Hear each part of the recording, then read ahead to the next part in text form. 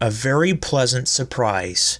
Hey everyone, Templar74 here with another Yu-Gi-Oh video. That's right everybody, it seems like forever since I've done a Yu-Gi-Oh video, but here we are everybody, the long-awaited review of the first episode of Yu-Gi-Oh! 7s and my initial thoughts. And I gotta be honest with you guys, as far as my initial thoughts go, when Yu-Gi-Oh! 7 was announced, or Yu-Gi-Oh! 7s was announced, I guess I gotta say it proper now. When Yu-Gi-Oh! 7s was announced, I was immediately turned off by the concept art. I really was not a big fan of it. And, you know, there was a big chunk of the Yu-Gi-Oh! Fan base that felt that way. And I'll be honest, if you want to kind of get an idea of what the Yu-Gi-Oh! Fan base thought of when Yu-Gi-Oh! 7s was first announced, look at the Pokemon fan base when Sun and Moon was announced.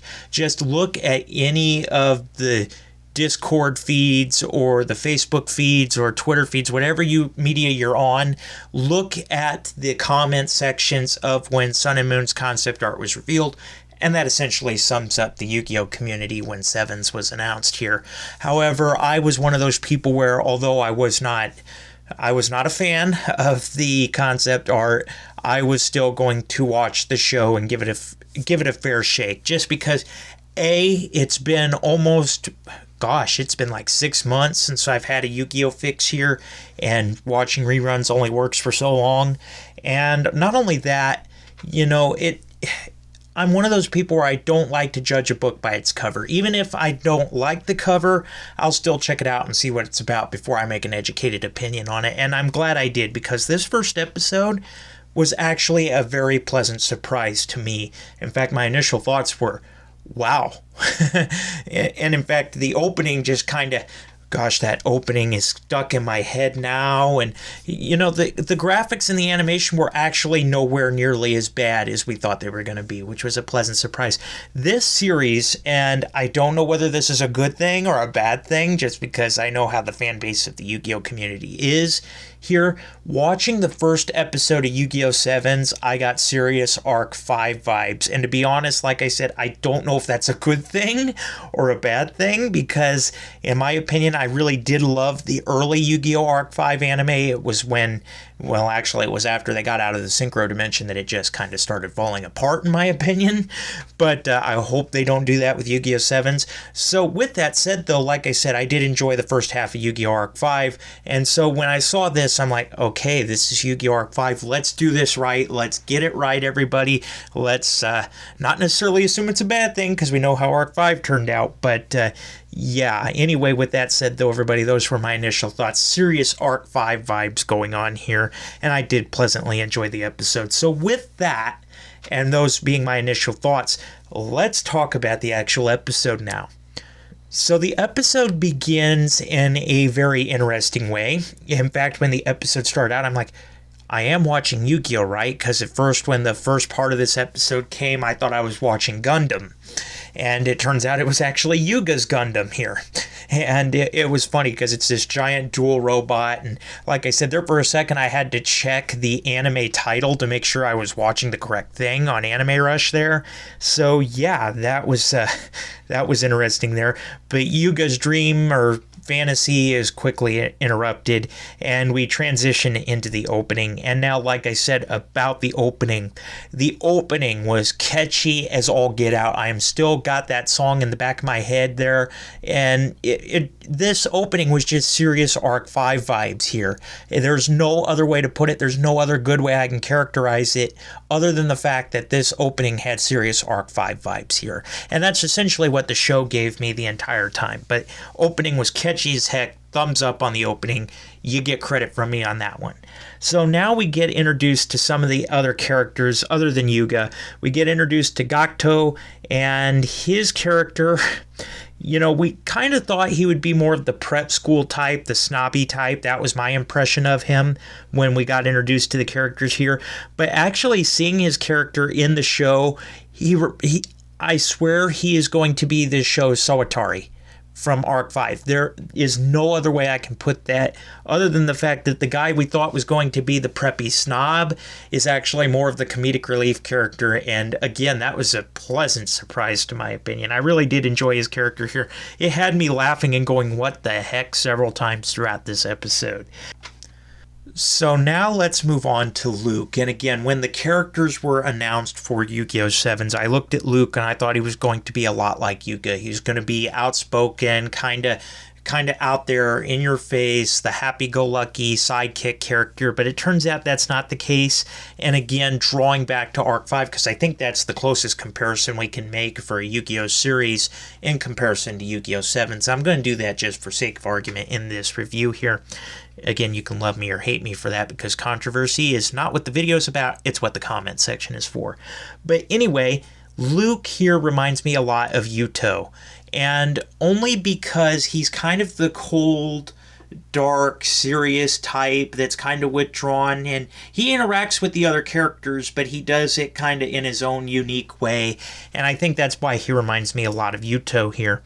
And then we get introduced to Roman, our, if you guys watch Sword Art Online, Gun Gale Online anime, she is voiced by the same character as Lynn here, and Roman, our pink-haired protagonist girl here, is not really very prominent in this episode. She doesn't say a whole lot, although she does, interestingly enough, like use her phone to discreetly take pictures of the others around her. I don't know if I say that's a bit creepy, or maybe it plays something more into her character a bit later on. I don't know, but I hope that's the case here, because I really don't want Roman to be kind of a creeper here.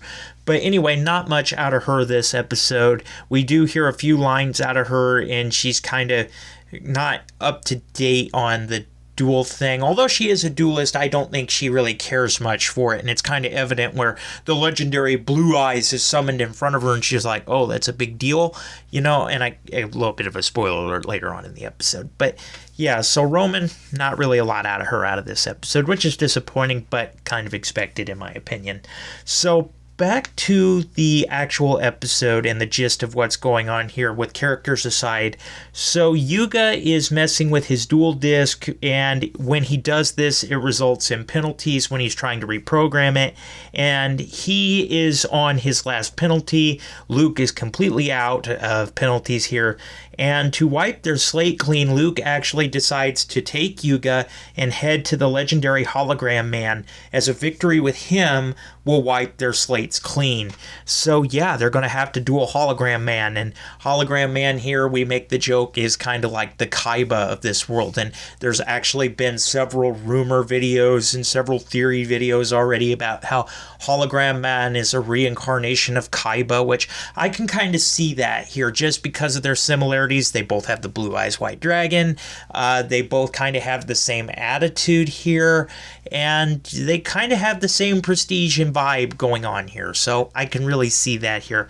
So with that said, though, Hologram Man, or aka Kaiba's spirit here, is going to be the wall that Yuga has to overcome in order to get their slates wiped clean of penalties here. So Yuga decides to use the Rush Duel format, and that's how he wants to duel Hologram Man, and it's really the only way he's going to be able to duel Hologram Man. So he's updating his dual disc one last time. He's trying to get this right, and with the help of Luke and Gato, he actually is able to pull this off. He gets the thing reprogrammed in time, and he challenges Hologram Man to a Rush Duel. And a Rush Duel. Okay, let's get into Rush Duel here, because Rush Duel, when it was announced, the concept of Rush Duel, people were like, okay, this is going to be pretty similar to Speed Duels. Yes and no. It does have some similarities with Speed Duels, and those similarities are as follows.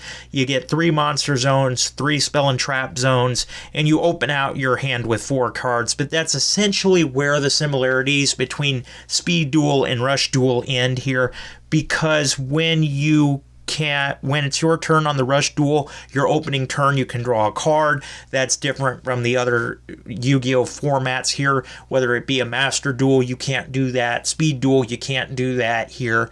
But in Rush Duel, you can. Again, that's one of those things here.